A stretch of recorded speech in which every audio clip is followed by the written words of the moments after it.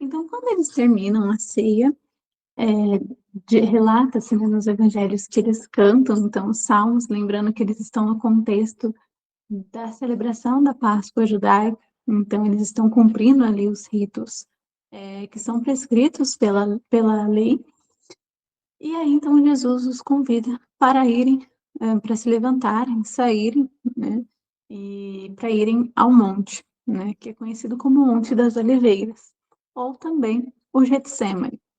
E aí tem um detalhe interessante desse momento que às vezes nós pincelamos somente por alto essa parte da narrativa da paixão, mas que ela tem algo de muito valioso e muito profundo também escondido ali. A primeira coisa interessante de nós notarmos é o seguinte: João, no Evangelho de São João, João faz questão de dizer que Jesus foi para esse lugar, foi para o monte, né? Só que ele não usa o termo monte, ele usa o termo jardim. E por que é muito significativo João usar o termo jardim para dizer desse lugar, então, onde Jesus vai rezar e viver a sua agonia antes da paixão? Porque nesse lugar, o que Cristo faz? Eles chegam ao jardim, ele pede então para que os discípulos fiquem, né? Ele vai rezar sozinho, e de maneira especial pede a Pedro, Tiago e João que vigiem enquanto ele vai rezar. E durante esta oração, Cristo começa a entrar no seu processo de uma profunda agonia, de uma profunda dor, de um profundo sofrimento. E por que Cristo começa a entrar num processo de profundo sofrimento neste momento? Porque neste momento, ele está como que iniciando a obra da redenção, a concretização dessa obra da redenção. Então, na leitura, uma das leituras que nós lemos nessa semana, do profeta Isaías, vai dizer que, do profeta Isaías ou de uma carta, agora pode ser que eu esteja me confundindo, mas em uma das leituras vai dizer: Cristo se fez pecado por nós. E isto é muito significativo nesse momento do Getsemane, porque neste momento, Jesus é como se começasse a absorver, a levar para si, a tomar sobre si de fato todos os pecados dos homens.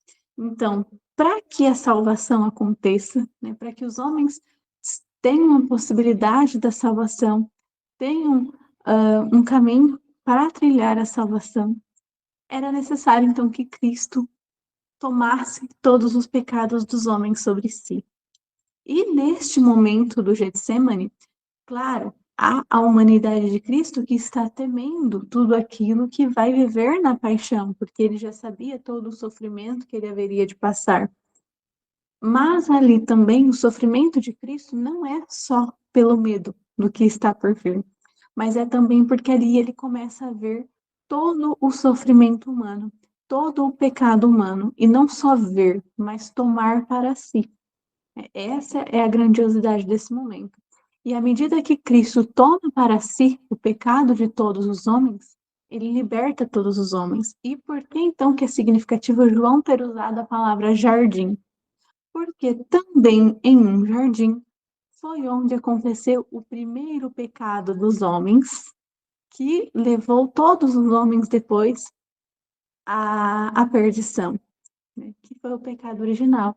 Então, a queda do ser humano acontece em um jardim, o Jardim do Éden, e a redenção do ser humano começa também em um jardim, com aquele momento da oração de Jesus. Então, bastante profundo tudo que envolve esse momento em que Jesus vai, então, rezar no monte.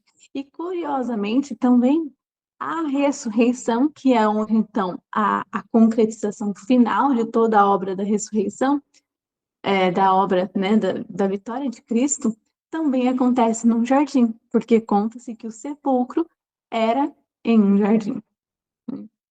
Então, Cristo, neste momento, lá no Getsemane, vive toda essa dor profunda, não somente pelo medo do que ele iria passar, mas também porque naquele momento momento, ele realmente estava tomando sobre si o pecado de todos os homens de todos os tempos. Então, ali, Cristo teve visões muito terríveis, ele foi muito atormentado pelo mal, realmente. Tanto que no Evangelho de São Marcos narra que ele começou a suar sangue, porque realmente foram muitos tormentos que Cristo viu.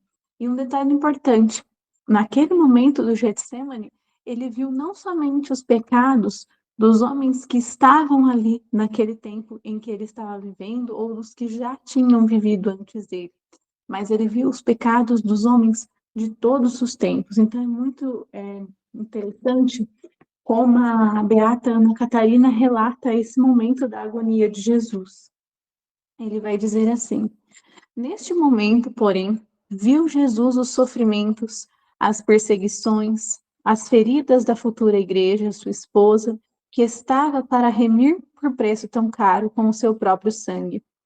Viu a ingratidão dos homens, viu a fraqueza, a corrupção e malícia de um número infinito de cristãos, as mentiras e a esperteza enganadora dos mestres orgulhosos, os crimes sacrílegos de todos os sacerdotes viciosos e todas as horríveis consequências. Então, foi um momento de muito tormento para Nosso Senhor, o Getsemane, porque, de certa forma, aquilo que ele viria a sofrer na sua carne, no momento da flagelação e depois da crucificação, ele já começou a sofrer na alma naquela noite. Então, um horário, né, após a missa da Quinta-feira Santa, é uma noite que realmente nós precisamos meditar muito, né? Não com pena de Cristo, mas com vergonha, né, com dor de nós mesmos, porque o que Cristo sentiu naquele momento foi o peso dos nossos pecados. O que Cristo carregou, o que Cristo tomou sobre si naquele momento foi as dores dos nossos pecados, das nossas faltas, das nossas culpas. E aí o que acontece? Enquanto então Cristo está vivendo esse momento tão intenso de dor e de sofrimento, né, de carregar mesmo, de absorver para sua alma toda a miséria humana, de toda a história da humanidade, os 3 apóstolos que ele pediu que ficassem então vigiando, porque Cristo já sabia que a guarda estava prestes a chegar para prendê-lo juntamente com Judas, os apóstolos dormem, né? Então, durante essa oração, por 3 vezes, Jesus vai até eles e fala, né? Vocês não conseguem vigiar por uma noite, né? Vocês dormem. E aí, esse sono dos apóstolos também é bom a gente ponderar, é bom a gente refletir brevemente.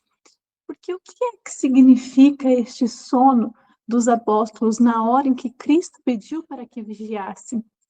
O sono dos apóstolos, nesse momento, simboliza também o sono dos homens bons de todos os tempos, que diante do mal dormem. Olha que profundo isso. Quem fala sobre isso é o Papa Bento XVI no Jesus de Nazaré. Não é uma reflexão minha. É o Papa que vai fazer essa reflexão que eu achei muito forte. Quando os bons dormem, os maus reinam. E aqui está bem personificado na figura dos 3 apóstolos essa imagem. Então, aquele momento em que Jesus estava prestes a ser preso, que o mal estava prestes a chegar, eles dormiram.